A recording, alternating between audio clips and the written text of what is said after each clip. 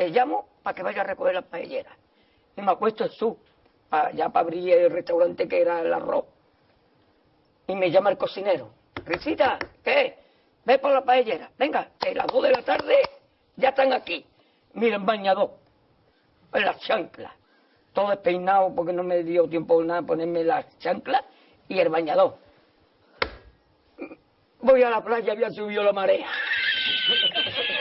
Jesús.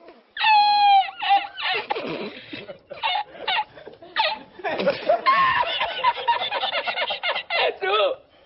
Había subido la marea y encontré una paella.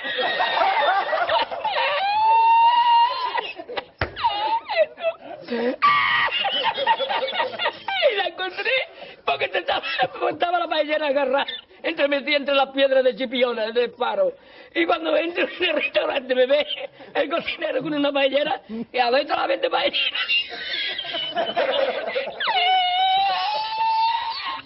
¡Asómate, mira dónde llega el agua! Llegaba el agua hasta el restaurante. Había subido la marea.